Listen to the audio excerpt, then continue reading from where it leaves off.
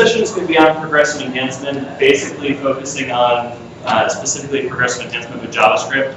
And I'll talk a little bit about how that works and progressive enhancement as a topic. This is not having to do with Enzyte or mail enhancement or anything like that. So if that's what you're looking for, I'd say check another room. But I'll start off here talking about what progressive enhancement is. So I think the best way to frame progressive enhancement is sort of in terms of what it's not. And for a long time on the web, there was this idea that graceful degradation was the way to go. And we kind of focused on that as the main mindset, the way to approach web design. Progressive enhancement takes a slightly different look at the way that we build our websites. So I'm going to talk about them in relation to one another.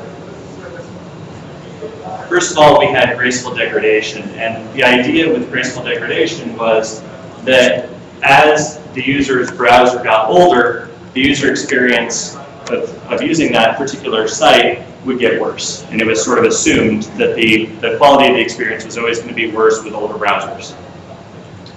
The design process was such that websites were built and geared towards the latest and greatest browsers, and then what would happen is, in the QA process usually, you would go back through and look at the older browsers and fix whatever bugs you needed to in order to make things relatively decent, but you would only go back a certain number of generations of browsers when bringing in that support. So it was sort of an expectation that things were always going to be quite a bit worse in older browsers.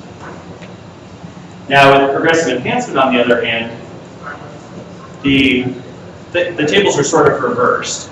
The idea is that the experience is improved based on the browser's capabilities instead of the age of the browser dictating what you get. So you start with a basic level of support that works for anybody, no matter what their browsing device, no matter what their user agent.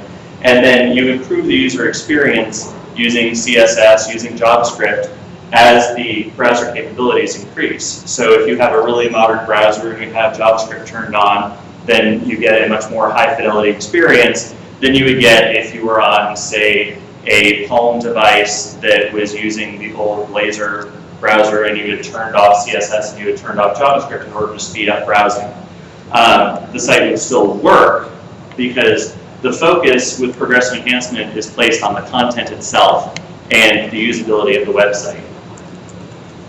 So I like to think a lot about how we work in the web, and one of the things that I think is sort of a related experience or related career is working as a waiter or waitress.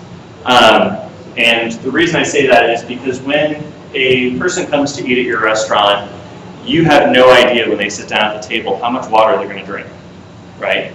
You don't know if they're going to be somebody that just downs the glasses one after another, if there's somebody that's not going to touch it at all, if there's going to be kind of a moderate drinker of water. And you have to be able to kind of roll with the punches or deal with the fact that they're either drinking fast or drinking slowly. You have to kind of rise up to meet their needs in terms of their water consumption. And for the customer coming to your restaurant, that dictates how good the experience is. If your cup is empty and it sits there empty for 15 minutes, that's going to give you a bad experience. You're going to be very unhappy with that because you're probably still thirsty because you finished it so quickly. So if somebody fills it up, like they come around frequently and fill it up, that's going to give you a better user experience. It's probably going to give them a better tip. But sometimes we have those experiences in a restaurant where you're drinking from your water glass and you set it down and you turn to get your water glass again and it's been filled up and you didn't even notice. And that's a great user experience. And that's sort of the user experience I think we should strive for when we're building websites. In other words, we want to rise to meet the needs of our users without them knowing that we're doing that. We want to be sort of transparent in how we approach this stuff. So to me, it's a lot about service. And we wouldn't do stuff like this. But websites do.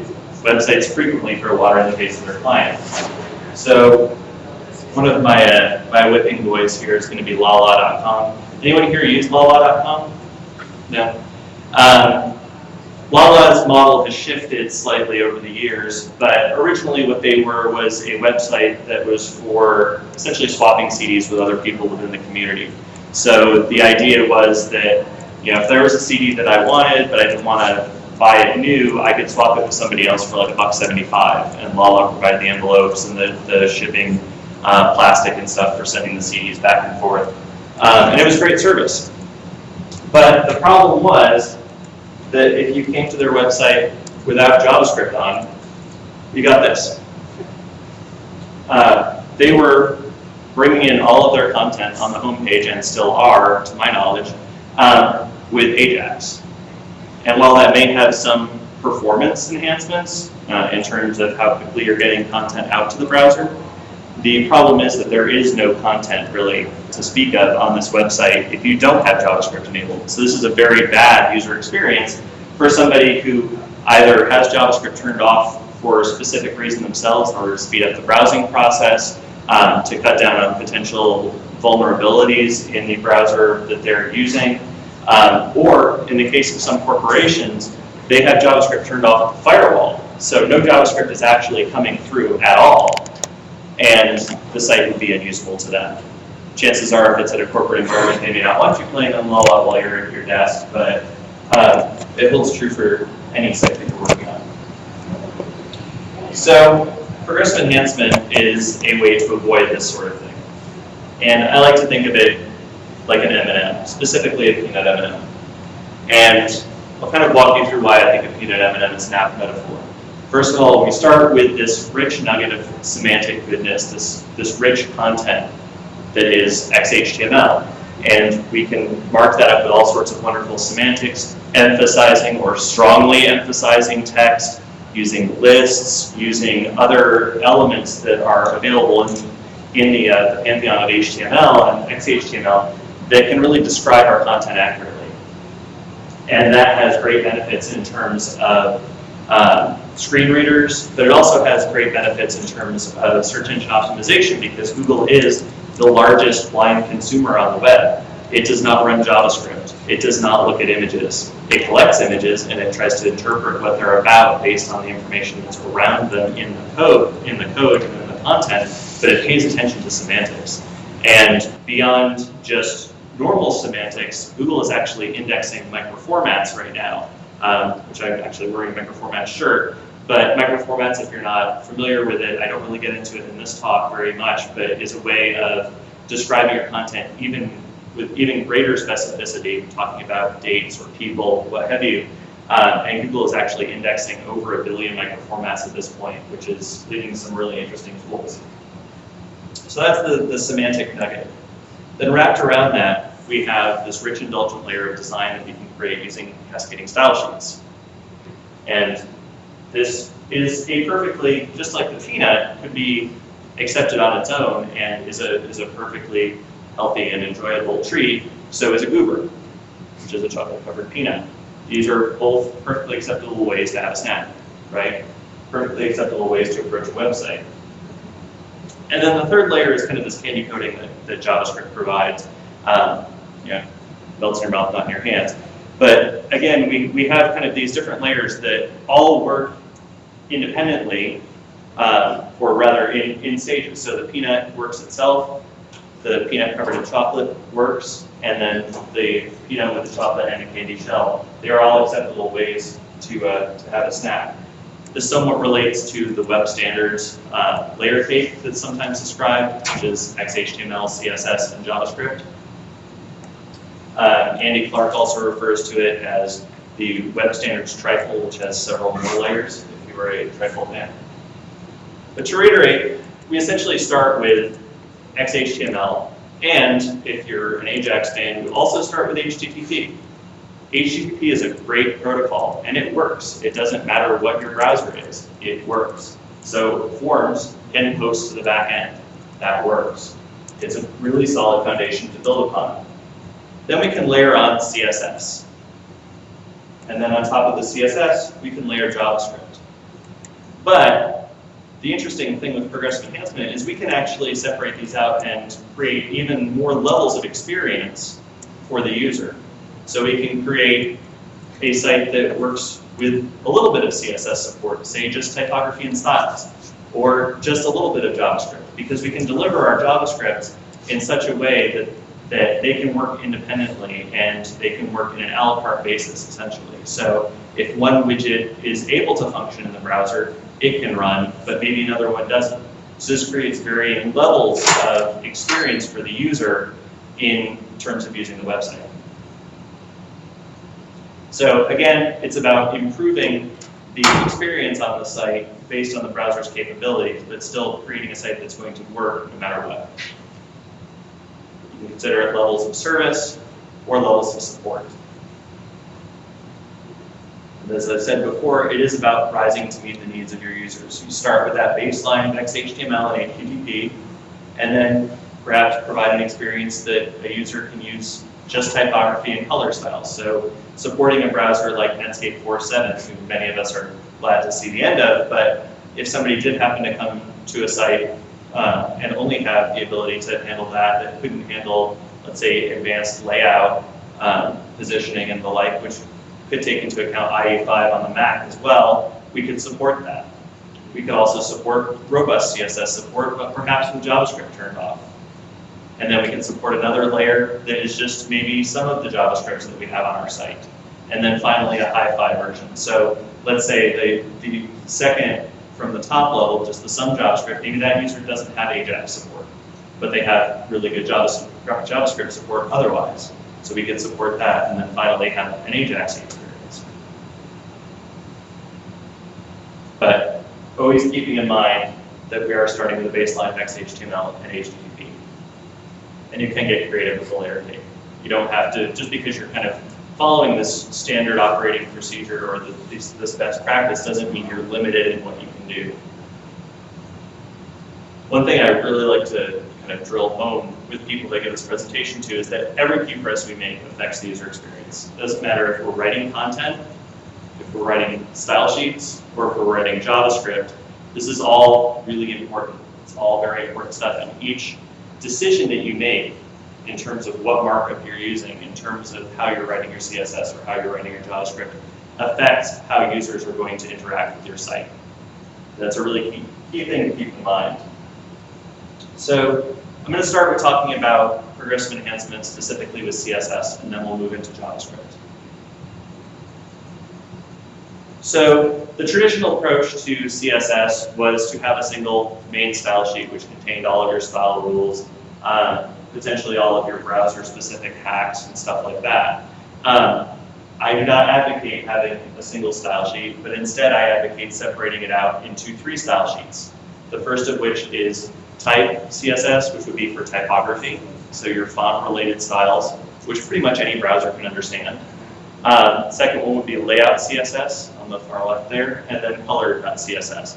And what's really nice about this sort of approach to it is that you can, using a few different techniques, deliver one or more of these style sheets to a browser given its capabilities.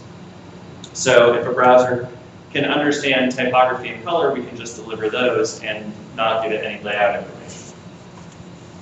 So in terms of markup, what we would end up seeing is going from a single link to the style sheet to 3 links. Okay? So we now have our typography, our layout, and our color CSS.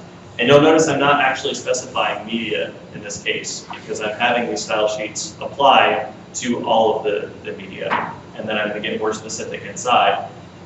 So also traditionally, if you even supported print, you would have a separate style sheet that would be your print CSS.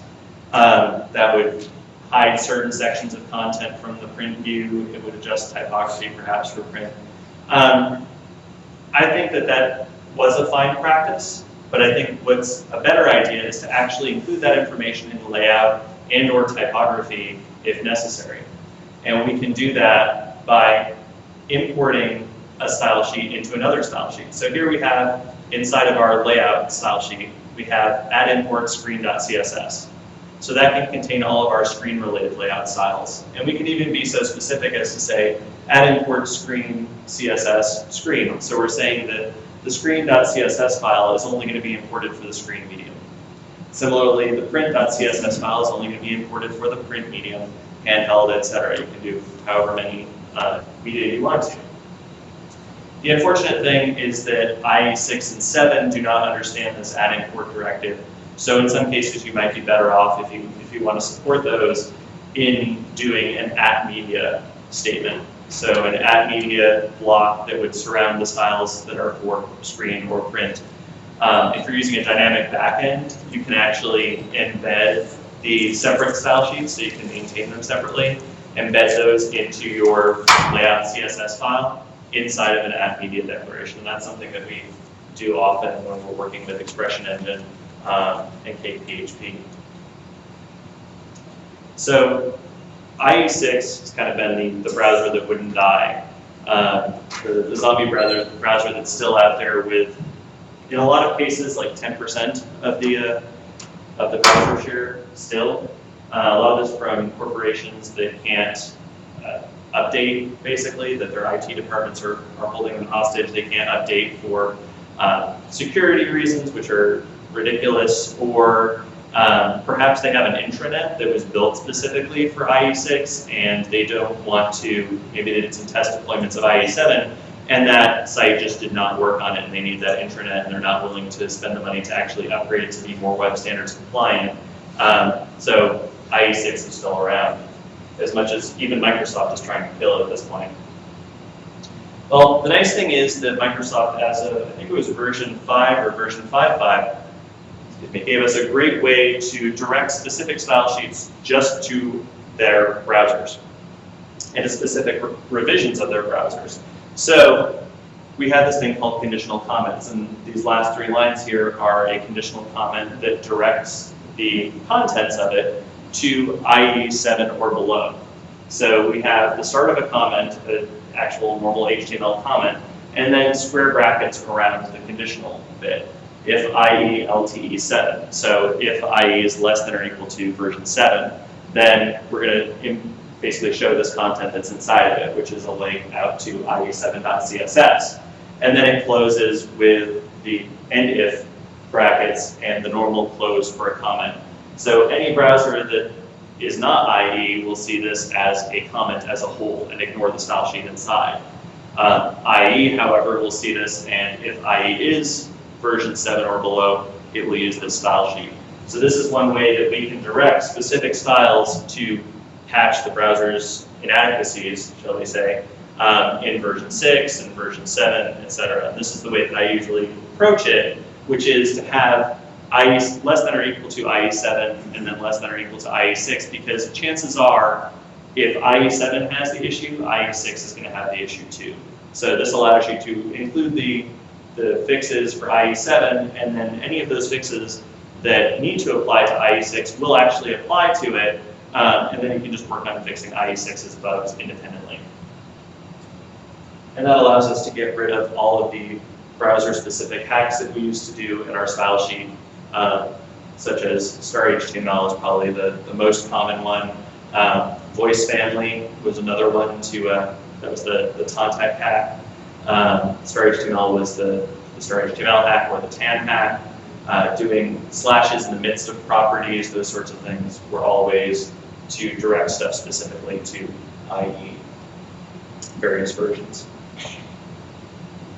So one of the ways that, apart from just specific style sheets, that we can approach progressive enhancement with CSS is to make smart decisions about how we use CSS. And so the example I want to show you here is a contact form. And we jump over to what the markup for this looks like in a very simple way. What you'll see is that in the form we have these colons in the back. I don't know if you guys can see that or not, but there are colons next to the labels. But those colons are not actually in the markup. Here you see the 3 labels for name, email, and message, and those colons are not in there. And the reason that they're not in there is that they really are a presentational element in the page. And at some point down the road, our designers may decide that, hey, we don't want labels to have colons up next to them.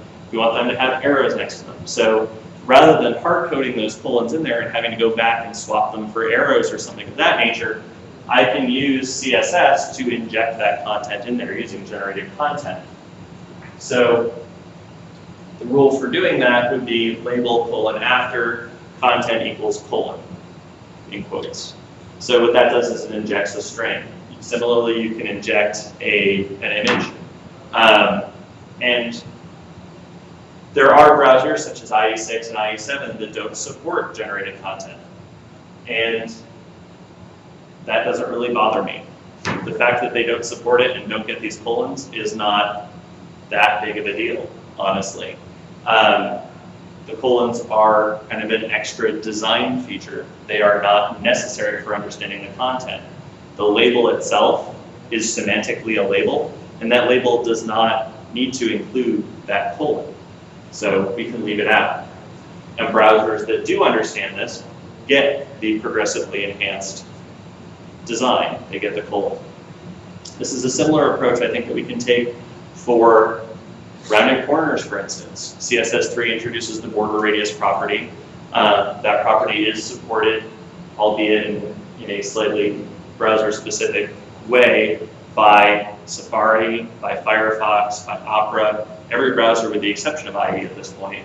And the fact that users come to a site and don't get rounded corners in IE, honestly, is not going to make me lose any sleep. Most of those users are only going to be coming to the site in IE, so they're not going to be knowing what they're missing. The only time you're going to have people who know the difference between, like, see the rounded and the square version is if perhaps they surf on one browser at home and one browser at work, and they happen to use the same site, or they're a developer like us and they're looking at a site in multiple browsers to see what changes. So it's a pretty small portion, and if it is somebody that is a normal user and sees the difference and is like, wow, you know, those rounded corners are great, maybe I should upgrade the browser that I've got elsewhere in order to be able to see those. So maybe we actually get people to be pushed into getting newer browsers because they want those more advanced features. So that, in a nutshell, is progressive enhancement with CSS, and I can take a break here if any of you have any questions at this point. And then I'll take a break after the JavaScript section to answer questions. Is there any questions yet? Anything? You guys wait? Yeah. All right. Anyone see anything that they can use in their stuff yet? Useful info? Okay. So now we'll talk a little bit about progressive enhancement with JavaScript. So as with the CSS approach to progressive enhancement, working with JavaScript really takes proper planning. It's one of the main things that we need to pay attention to is how we're working on our scripts, how we think about how they're constructed, how we make decisions, and how we interpret the interaction of the user with the site. We don't want to end up looking foolish. We don't want to end up throwing pizza all over people. Again, looking at kind of our user experience, we want to start with XHTML and HTTP. So we want the site to work without JavaScript enabled. And sort of my little bit of religion here about that is that everything that we put into our document, as in hard code into the XHTML, is what should be able to be used on the page and what is necessary for understanding the page to begin with. So that means if you're putting in content to the page should be usable in a nutshell. So, and then anything that needs to be put in there that is script-related content should be generated in there by the script. JavaScript is very adept at adjusting the DOM and manipulating it such that it can inject new DOM nodes that it can then capture the events from and work with. So I think this is a really, really important point, gets missed a lot of times. And we'll talk a little bit about some of the ways that's been done here. So going back to lala.com, this is an earlier version of the site. Back at this point, what they actually had was this as their content if you did not have JavaScript enabled. My favorite part of it is that they actually had this little loading block. So if you did not have JavaScript enabled, it said loading, but it wasn't loading anything. So it was actively being deceptive about what it was doing. That's not a good thing. So if we were to actually strip out the CSS from this additionally, what you see is that, first of all, they start off the page with a couple of iframes, which they were obviously using for some of the Ajax stuff. And then they had a description of the site, which is great, but they say, unfortunately, it requires JavaScript similar to most major websites on the internet. In other words, you must be this high to ride, in order to use our site. Then we have the logo, which is great, but then we have 5 links here that actually have no content. They don't do anything. They don't say anything. Then we have what I'm assuming are probably a bunch of BRs, and then a couple of links for home, forums, help, sign in, cart, and a search box. The search box has no button for submitting it, and interestingly enough, the search box doesn't work anyway because it uses predictive typing, so that as you type up an artist's name, it will predict who it is you're trying to look for. So there's no way to actually search the site without having JavaScript enabled. So in other words, this is a completely useless page. I don't even think any of the links worked without JavaScript enabled either. So again, not what we want to do. So we want to approach JavaScript from a progressive enhancement point of view. So the sort of building block, the cornerstone of progressive enhancement in JavaScript is unobtrusive JavaScript. And the entire idea behind unobtrusive JavaScript is that it gets out of the way. It does exactly what it says. It does not impede a user's ability to use the site, and it does not cause unnecessary distraction or annoyance while using the site. So throwing errors and the like.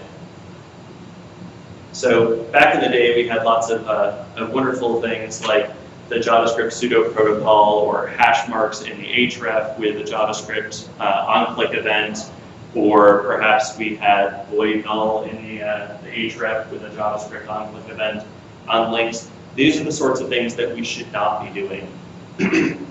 First of all, it's inline use of JavaScript with the on-click attribute. And from a maintenance standpoint, that makes absolutely no sense, because if you decide you want that link to do something else, you have to go back to all of the pages that you've got that inline attribute on and remove it, or change it to a different function name, or something of that nature. Similarly, it's problematic from a user standpoint because you have an href, an HTML reference for where it should be pointing, that is useless. It is the JavaScript pseudo protocol, which doesn't work if you have JavaScript turned off. It's a hash mark, which does absolutely nothing because it's a fragment identifier according to the spec, which means it should jump to an ID or name reference within the page, which doesn't exist in this case because it's blank. Or it's JavaScript void null in the href, which again doesn't do anything. So the next step up from that was to actually continue using the inline on-click attribute, but instead have something in the href as well. So something actually occurred if you clicked a link, but if you had JavaScript, it would do something else. Still a maintenance problem though. So we wanted to approach it in a slightly better way. So we use event listing. So with event listing, what you end up having is something roughly like this. Obviously, the window.onload equals handle external links is somewhat of a silly construct. You probably wouldn't have just one thing running on the onload of a page.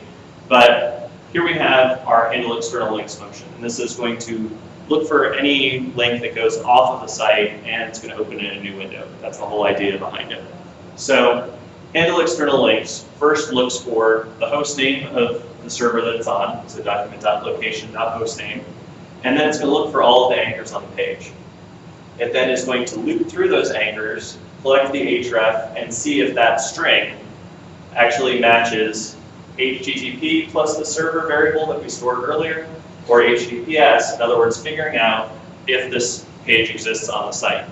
And if the page does not exist on the site, then we're going to assign an on-click event for this function, this anonymous function, to open hit new win as a separate function that would open the new window and pass it this.href. So this is a way of basically parsing the page when the window loads, when the page finishes loading, and grabbing all of the links, looking for any that go to an offsite page, and then making them open in a new window using a function that we've predefined. Now, from a maintenance standpoint, this makes a lot more sense because if we decided we didn't want them to open in a new window, or we wanted to rename the new win function or something like that, we could do that separately, and we're not having to go back and modify those HTML or XHTML documents, or God forbid go into JSP or PHP or Rails or something like that and have to modify those templates. All we're having to do is play around with the JavaScript and telling it what to do. So that's a good approach, but the one problem with it is, what if you are using Ajax to pull in some additional content to the page? Well, in that case, you actually may have additional offsite links being pulled in that are not being picked up when the page is loaded initially. So those anchors didn't exist in the DOM to begin with. And so they're not getting that on-click event handler assigned to them. So in that case, we could use something like event delegation. And the entire idea here is that you create a listener at a much higher level of the DOM, because the way DOM events are handled is you've got events that bubble. In other words, a parent element will actually get the event triggered by a child element, will be passed up to it, basically. And there's two directions that it goes, and it gets very complex, but I won't get into that. But here's a simple example of another approach to that same issue. Here we can say document.getElements by tag name body 0, so the first element of that collection. We're setting an on-click event to be click delegator. And then we have a click delegator function which captures the event, takes the event as an argument, and then it determines what the event is. And this is just some cross-browser event figuring out stuff. And then it determines what element actually triggered that event. So once we have that element, we can go through and say, okay, if this element is an anchor, if node name to lowercase equals a, and in this case we're taking a slightly different tack. Instead of comparing against the server variable in the location, we're actually going to look for a rel attribute that is equal to external. The rel attribute tells what the relationship of the other document that you're pointing to is to the current document. So in this case, we're saying it's an external link. So if the rel attribute is equal to external and it's an anchor, then we're going to launch the new win function and pass it the href. Okay. So this is a way to handle if content is brought in via Ajax as well, because those new elements will still be part of the DOM and they'll still be children of the body. So those events will be bubbled up. Next little bit I'm going to talk about is actually how style and JavaScript interrelate. So when you're working with styles in JavaScript, I think it's really important that you pay attention to how you're classifying things and how you're writing your styles. One of the things that I like to do is actually to namespace my classes or IDs for a particular widget, such that none of the styles that I'm creating will actually bleed over to other elements if somebody decides to use a name that I've used that's common, let's say. So in this case, I've got a tab interface script that I'm going to walk you guys through in a few minutes, and tab list is actually one of the normal classes that I would use on that. So instead of just using tab list, maybe I want to go ahead and use tab interface, which is the name of the object, -tab -list. So that allows me, and there's an extraneous space here in the second one, which shouldn't be there. But ul.tab interface -tab -list li. So all of the styles are being hung off of that one namespace style. So that enables me to kind of keep some separation between the styles that I'm applying specific to the widget and the other styles that are taking place in the document. And I highly recommend that if you're building any widgets that are to be incorporated into other people's sites, that's an even more important place to be doing stuff like that. It was actually something that I had recommended to the Get Satisfaction people, because they've got their widget, but they used some very generic names for their widget, and it was actually conflicting with styles on other sites that we were working on. Another way to kind of keep things organized and keep from having issues is to not actually trigger styles that are widget related until you know the JavaScript can run. So, in other words, in the case of the tab interface that we're going to walk through in a few minutes, the script itself looks for a class of tabbed, and that is what it works off of. And when it knows it can run, it changes the class of the thing classified as tab to being tabbed-on. And then actually all of the styles for the widget are hung off of tabbed-on instead of off of tabbed. And what that does is it makes sure that the styles that are being applied for the widget are not actually being applied when the widget's not actually running. So JavaScript is capable of swapping class names, so why not have it do so? And it acts like a light switch, flipping on the styles for that particular widget when the JavaScript runs. Other ways that you can approach it are to have, to do the on, which you just saw. You could add an activation class similarly, so if you had something that was classified as auto-submit, you could add an additional class name of active to trigger it to come on. The somewhat problematic nature of this is that IE6 does not understand compound class names, so in this case, anything that is classified as active would get this style, whether it had auto-submit or not. So if you do have to support IE6, I don't recommend using this approach. The other option is to change the form of the class from replace me to replaced or something of that nature. So another way that we can avoid throwing errors for users is to actually figure out the situation before we run a given function. So we can do things like looking for the methods that we want to use. So in this case, if not document.getElements by tag name. So in other words, if the document.getElements by tag name method is not available, we can just return. So exit the function and don't do anything. So it's a way to sort of silently fail if the certain widget or function that you want to use this method in can't use it.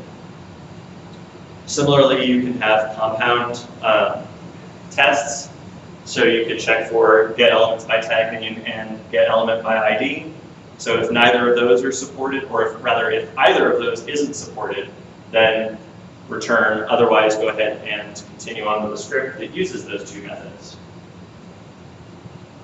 You can similarly combine this with checks for particular elements that you want to use within your widget. So if this particular function requires a paragraph, and we know we need to use document.getElements by tag name, then we can run a check to first of all see if that method's available, and then also find out if a collection of paragraphs is actually available on the page.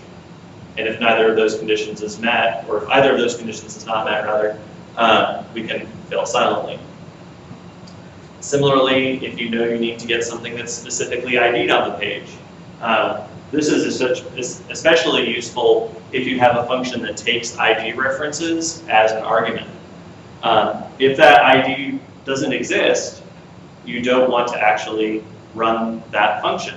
So if document.getElement by ID isn't supported, or if document.getElement by ID content isn't supported, fail silently, exit the function. We can use the same approach when working with particular libraries. Most major libraries support versions, which we'll get to in a second, but you can always check to see if that object exists. So if type of prototype is equal to undefined, exit. So in other words, I'm using the prototype library, I want to make sure that it's available before I continue this function. So if it's not available, exit.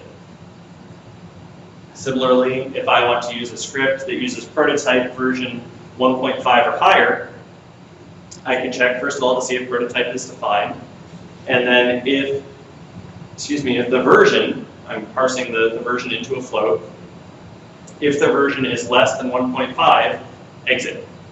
So you can use the same sort of approach on jQuery or XTJS, any of the JavaScript libraries that are out there that support a version property.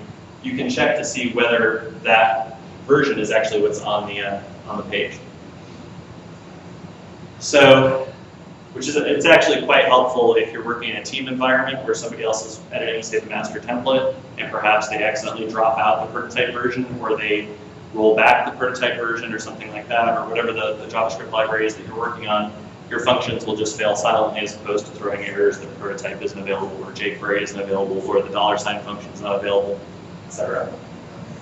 So the kind of other route to go when working with functions is you could externalize those same calls. You just invert them basically. So in this case, I'm going to call some function within my onload. So I have an anonymous function assigned to onload, and then within that I'm checking to see if getElements by tag name is supported and getElement by ID is supported. So in this case, I'm using the AND to combine those two checks, and you'll notice that they do not have the exclamation point in front of them. So this is the inverted version. So if those two are supported, then I run some function. So this is a way to kind of externalize those same things. And that, in a nutshell, is progressive enhancement with JavaScript. Are there any questions at this point? No? You guys want some examples? Yes. Okay. So it's not like putting together IKEA furniture or anything like that. It's quite easy. We'll go into the first example, which is creating a tab interface. So the idea is to create this panel-based widget, essentially. Now, the traditional approach to creating this sort of a widget would be to have a container, and then within that container to have the various sections of content wrapped in additional divs, and then maybe down at the end we have an unordered list if we're lucky, some sort of semantic markup for this. Sometimes it was just a list of links, but a list of tabs that have hrefs that have hashes or octothorets in the href. So they're useless without JavaScript turned on. I wanted to do things a little bit better. I wanted to make it a little bit lighter and a little bit faster and a little bit more semantic. So I'm going to start with this recipe for pumpkin pie. And without any style, it's not horribly ugly, but it's usable. We have semantic markup. We've got an H1, an H2, an image, a paragraph, a definition list, another definition list, another H2. We've got rich semantic markup wrapped around this content so that it's very, very useful. If you've got keen eyes, you'll also see that there are a couple of abbreviations in there. So min is actually an abbreviation for minutes, hour, etc. So again, providing lots of information about the sort of content that we've got on the page here. If we apply a little bit of typography to it, it actually becomes a much more beautiful page. Again, still very usable, but we have no JavaScript yet, but it works. If we add a little bit of color to it for another level of support, in this case, I'm just putting gold around the border, but the interesting thing is, for the image, the border and the padding within the border that circled the image itself are actually part of the layout styles, or rather, sorry, the typography styles in this case, because I did want to treat images in the typography specifically. And then the color is actually being applied by the separate style sheet.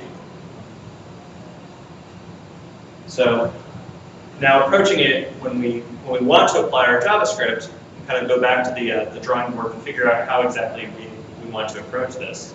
And in my case, I saw that we essentially have a block of content, one division of content, and that we can classify as tab. Okay? So that the actual source code we end up with is simply having a div with a class of tab wrapped around the content. No additional divs in there at all, no unordered list or anything like that. There's no additional markup that we've added into the document because it's not needed. The document works on its own. The flow for this is going to be that when the page loads, it's going to check and see if JavaScript is available. If JavaScript is not available, they're just going to get the page at some level of that CSS support, depending on what they have available to them within the browser that they're currently in. If they do have JavaScript available, however, we're going to split the content and make the tabs. In other words, we're going to have JavaScript generate all the markup it needs to into the document in order to create that tab interface. And I'll just really quickly, before I show the demo of it, walk you through how it's going to do that. So the thing that I noticed when looking at the markup is that there was a natural outline to the document. Heading levels create that natural outline. In terms of, I don't know how many of you use Firefox, but the web developer toolbar, you can actually view the document outline. And it goes through and it basically indents each of the heading levels within one another. So it creates that outline view for you. And that's very useful from an accessibility standpoint. But it also made me think that, okay, that natural outline forms the breaks, the natural language breaks that I'm going to need to use in order to generate the tab interface. So I can key into whatever the first highest level heading is and use that to break up the content. So in other words, the script reads the content of that which is classified as tab, in this case a div, but it could be any block level element, and it looks for a heading level. And it checks them starting with H1 all the way to H6. And the first one that it encounters, whatever that first element is that's a child of the div, that becomes the heading level upon which the content will be split. And then essentially what it does is it takes that content using a regular expression and sucks out from the H2 to the close of the final element before the next H2 and puts that in one div. And then it takes that next H2 to the end of its content, puts that in the next div, etc., and builds out that additional markup that's needed to create the panels that are going to be shown and hidden. Similarly, it grabs the content of the H2 and inserts that as the content for the tabs that you would click along the top. So all of that content is extracted from the document. And then it hides the H2s that are within the content using a negative left-hand offset to shut them off the page, basically. So positioning that moves them out of the view of the user so that you don't have repetition of those headings in the page. So the demo and the whole thing runs on DOM ready instead of waiting for the window to load. So you don't even get a flash of unstyled content, ends up being this.